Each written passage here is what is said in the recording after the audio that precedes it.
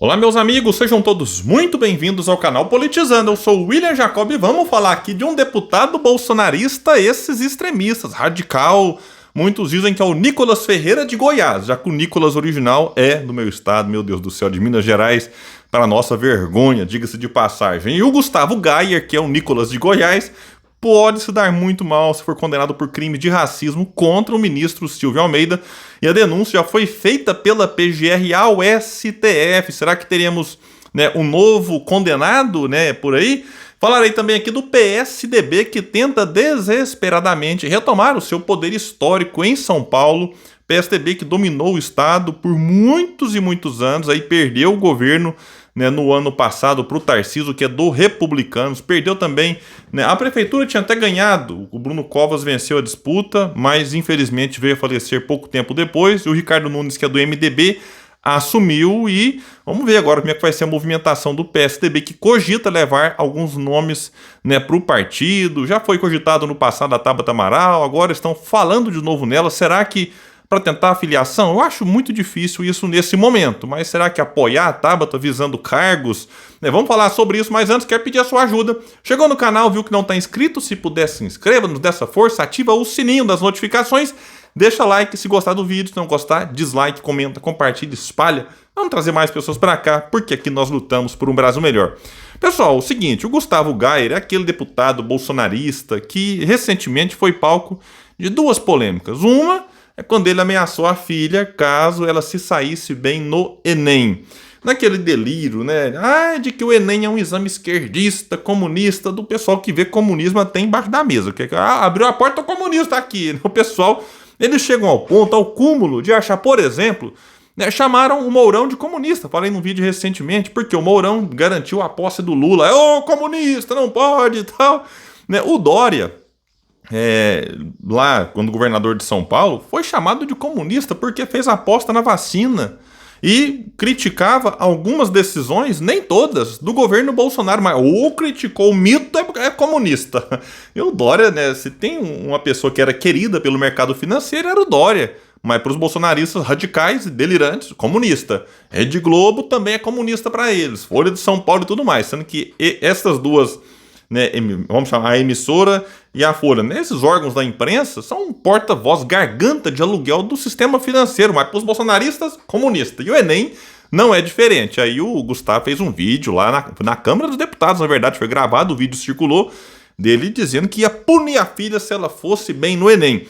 Outro episódio vergonhoso dele, naquela viagem em que ele era um dos parlamentares que foram lá para os Estados Unidos, junto com Nicolas Ferreira, Eduardo Bolsonaro, Magno Malta e outras figuras da extrema-direita. Lá, o trabalho deles foi basicamente o quê? Repetir os vexames internacionais que o Bolsonaro já estava acostumado a fazer. E aí ficaram difamando o Brasil, espalharam fake news, o que é normal vindo deles. Agora, ele está se complicando bastante por uma fala dele num podcast. O Iago Silva, no Metrópolis, diz o seguinte: a PGR apresentou uma denúncia ao STF contra o deputado federal Gustavo Gayer, que é do PL de Goiás. As acusações incluem injúria contra o presidente Lula e racismo contra o ministro dos Direitos Humanos, Silvio Almeida. O documento foi assinado pela vice-PGR interina Ana Borges e protocolada na corte na última sexta. As deputadas federais do PSOL, Érica Hilton, Luciane Cavalcante, Célia Chacriabá e Thalíria Petroni foram as responsáveis pela denúncia. As acusações surgiram após Gayer afirmar durante um podcast que os africanos não têm capacidade cognitiva para exercer a democracia. Vejam só o que ele disse na ocasião, eu cheguei a fazer um vídeo aqui na época. O Brasil está emburrecido. Aí você pega e dá um título de eleitor para um monte de gente emburrecida. Aí você vai ver na África, quase todos os países são ditaduras. Quase tudo lá é ditadura. Democracia não prospera na África. Por quê? Aí ele respondeu: para você ter democracia é preciso ter um mínimo de capacidade cognitiva para entender o bom e o ruim, o certo e o errado. Tentaram fazer democracia na África várias vezes. O que acontece? Um ditador toma tudo e o povo... O ditador toma tudo e o povo. O Brasil está desse jeito. O Lula chegou à presidência e o povo burro. Ê, picanha, cerveja... Ironizou na ocasião o deputado.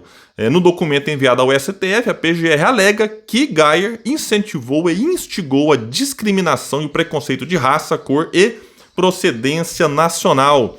Aqui vai dizer o seguinte, a PGR: Gustavo Geyer Machado de Araújo vinculou a afrodescendência de Silvio Luiz de Almeida a uma suposta inferioridade do quociente de inteligência dos povos africanos e afrodescendentes, sustentadas dias antes no podcast Três Irmãos, reafirmando ser essa a causa das ditaduras, geradora inclusive de um analfabetismo funcional do ministro de Estado dos Direitos Humanos e da Cidadania, reforçando estigmas reprodutores de inferioridade contra minorias raciais.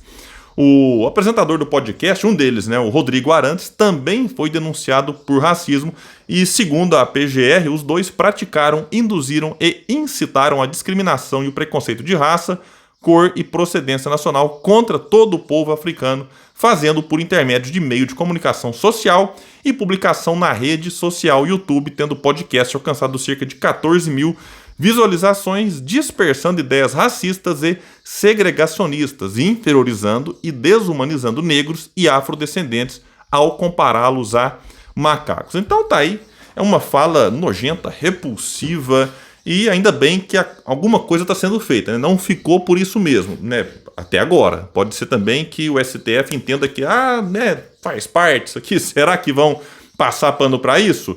Até porque a imunidade parlamentar não dá o direito ao Geyer, nem a qualquer outro deputado parlamentar, de cometer crimes. Tem que se distinguir bem. O cara tem imunidade para uma série de coisas. Você não pode usar essa imunidade para sair cometendo crimes, como o Bolsonaro cometeu quando era deputado. Não fizeram nada. Foram deixando para lá. Deu no que deu. Então, se não fizer nada, a coisa vai escalando um nível e aí não se assustem se novos Bolsonaros surgirem. Bom, pessoal, vamos falar aqui agora do PSDB, que não está na sua melhor fase, desmoralizado nacionalmente. O Dória, aquela figura que, enfim, venceu as eleições Prefeitura de São Paulo, depois governador, já quis ser presidente, virou pré-candidato, no final não decolou nas pesquisas, recuou, nem candidato foi. O PSDB pela primeira vez desde a redemocratização, quando o partido inclusive surge, Então, na história do PSDB, sempre teve candidato à presidência. Pela primeira vez, nem isso conseguiram. Apoiaram a Simone Tebet no primeiro turno e no segundo turno ficaram neutros na disputa. E lá em São Paulo, um estado dominado pelo PSDB, viram o quê? Tinha lá o candidato, Rodrigo Garcia, que era o vice do Dória, que assumiu quando o Dória desistiu ou renunciou para tentar a presidência. O Garcia não foi eleito, nem para o segundo turno foi. E quem venceu lá foi o Tarcísio, que é do Republicanos. Agora tentam, digamos assim, reconstruir o partido lá e eles estão atentos aí à disputa pela capital, São Paulo, que chegou a ser vencida pelo partido em 2020, só que o Bruno Covas estava com câncer, infelizmente veio a falecer pouco tempo depois e assumiu o Ricardo Nunes, que é do MDB. E vai dizer que é uma matéria do Pedro Venceslau na CNN, que integrante da base do prefeito Nunes na capital, o PSDB articula a volta ao partido de André Matarazzo, ex-vereador e ex-ministro de FHC, que deixou a legenda em 2016 após perder as prévias municipais para Dória. O plano da cúpula tucana na capital é lançar Matarazzo na disputa pela prefeitura e tentar repatriar quadros históricos que deixaram a agremiação nos últimos anos, como o ex-vereador Mário Covas Neto, filho do ex-governador Mário Covas. Procurado pela CNN, Matarazzo admitiu que está dialogando com o partido e que pode voltar ao PSDB para disputar a prefeitura, lembrando que em 2020 ele disputou as eleições municipais pelo PSD. O presidente nacional do PSDB, que é o Eduardo Leite, defende que o partido tenha candidatura própria na capital e chancelou o nome de Matarazzo, assim como o deputado Aécio Neves, que deve ganhar espaço na próxima direção executiva do PSDB, que será eleita no fim do mês. A tese da candidatura própria esbarra na resistência do grupo político do ex-prefeito Bruno Covas, que ocupa cargos da administração municipal e apoia a reeleição de Ricardo Nunes, que vem reforçando a marca Covas, de quem foi vice, como eu disse, em inaugurações e eventos da administração. E vejam só o final dessa matéria aqui. Além da ideia de lançar Matarazzo, o PSDB abriu um canal de diálogo com a deputada federal Tabata Amaral, que é pré-candidata do PSB. É interessante assim ver essa aproximação, Não é nova essa notícia aqui.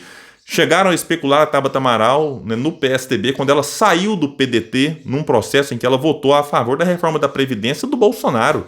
Aí o PDT não admitiu isso, criou aí, ela alegou que estava sendo perseguida, estou sendo alvo de machismo, não sei o que, conseguiu na justiça sair do partido sem perder o mandato, aí especularam que ela fosse pro PSDB, mas ela acabou indo pro PSB, e olha, não seria de todo, né, digamos assim, incoerente da parte dela ir pro PSDB, né, por conta das ideias que ela costuma defender na pauta econômica, né, ela que é a Tabata Amaral, que, né, falou que a questão econômica quase sempre vota com a centro-direita e com a direita, mas está no discurso identitário. Mulheres, negros, índios e não sei mais o que. E aí posa de progressista por conta da defesa, né, das minorias, mas na economia ferra as minorias votando junto com a direita. Então é um negócio surreal, que não é a única. Quem dera fosse só a Tabata. O Brasil tá cheio de gente que se diz progressista, se diz de esquerda, abraça as pautas identitárias, que eu não estou dizendo que devam ser rechaçadas, não,